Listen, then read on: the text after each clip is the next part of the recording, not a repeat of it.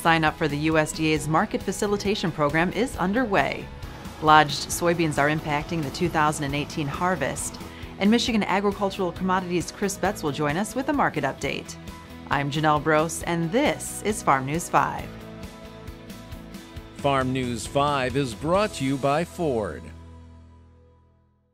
Despite a back-and-forth trade dispute between the United States and China, the Michigan Department of Agriculture recently wrapped up a 5-day trade mission to the country.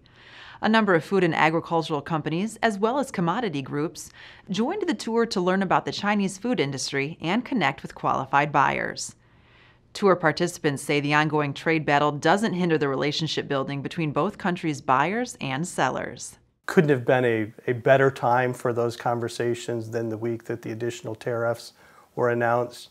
I think at the same time, the people who are engaged in trade activities are really looking for all of those opportunities regardless of what's happening at that national and international scale. The relationships that have existed between Michigan companies and those in the Chinese marketplace, between our Department of Agriculture and other organizations in China, certainly have created a framework for good discussions. At the same time, it was very obvious that the people in China are very concerned about the trade and how it could impact their access to necessary commodities, necessary food products, particularly when you look at trying to feed 1.4 billion people. The part that's really interesting is, as we talk about trade, they're creating cross-border e-commerce platforms, allowing products from the U.S. and countries around the world to move into China tariff-free, and really helping to meet that demand for global foods in China. And that's really a result of the Chinese people not having confidence in China's food supply and looking to the rest of the world to provide safe and affordable food. Companies participating in last year's trade mission projected a nearly $1 million export sales increase within 6 to 12 months as a direct result of participating in the trade mission. In addition, more than 80 new buyer contacts were established.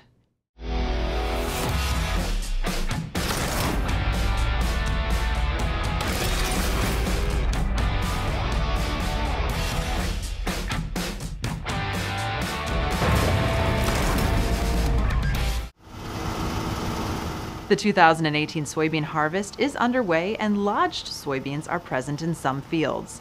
There are a number of factors that can cause soybeans to lodge, including abundant rainfall, management practices, and variety selection. Even though these plants are tall, because of the abundant rainfall and maybe the genetics, but they're still standing upright, and that's what we want for ideal harvest. We want the stems to be upright, and the advantage of that is then when the cutter bar comes down and cuts them from either direction, they'll get a much more uniform cut, much more uniform feeding into the combine. My hand is going to be the cutter bar, going the direction, this direction. What's going to happen is, see how it's pushing those beans over? It's not going to cut them right down here like it should, it's going to cut them up here. Well, if it does that, you're going to be leaving all of these pods in the field. At the very least, sometimes I've seen cutter bars ride right over the whole entire plant and not harvest them. So you really want them to be upright if you can. Now if we come the other direction, we will get under those and cut those off. But you can't, it's very impractical to harvest a whole field one direction. So the best scenario is to prevent lodging from the get-go, and Michigan State University Extension on their MSUE news page has information that will help you do that. The Michigan Soybean Promotion Committee is devoted to investing soybean farmer checkoff dollars to address grower concerns. We focus our efforts on production research, market development, and outreach. Learn more at michigansoybean.org. Michigan producers of certain commodities can now sign up for the USDA's Market Facilitation Program. MFP was launched as part of the trade mitigation package aimed at assisting farmers suffering from damage due to trade retaliation by foreign nations. USDA's Farm Service Agency will administer the program to provide payments to Michigan producers of corn, dairy, hog, sorghum, soybean, and wheat. The sign-up period is now open and runs through January 15, 2019, with information and instructions provided at farmers.gov/MFP. They owe you $20,000 and just filed for bankruptcy. What do?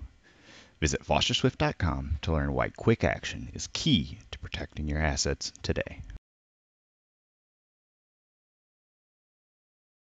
With a look at the latest market activity, here is Michigan Ag Commodities Chris Betz. Thanks, Janelle. Some fun profit taking before the end of the quarter lent support to corn and beans this week. Funds remain short in all three as we head into Q4. This group will be watching for news on trade relations, most importantly between the U.S. and China. Those talks have stalled of late, and a resolution in the short term looks unlikely as both countries enacted another round of tariffs this week. More U.S. tariffs are planned should an agreement not be reached. Technically, seasonal lows look to have been put in for both corn and beans. This should lend itself toward funds continuing to lessen short positions and perhaps turn long. Harvest of a forecasted record 4.69 billion bushel U.S. soybean crop is underway. Without the usual influx of Chinese demand at harvest time, U.S. port values are very cheap, which is rippling back through the country and pressuring cash bids. U.S. beans are on par with South American beans to China at this point, but Chinese buyers are staying away for fear that U.S. relations will continue to worsen. Cash bids will continue to feel pressure through harvest as the country struggles to put away this year's crop. For more market information, go to michag.com. With Michigan Agricultural Commodities, I'm Chris Betz. For more news and video, visit MichiganFarmNews.com and the Michigan Farm Bureau channel on YouTube. With Farm News 5, I'm Janelle Brose. Have a great week of farming.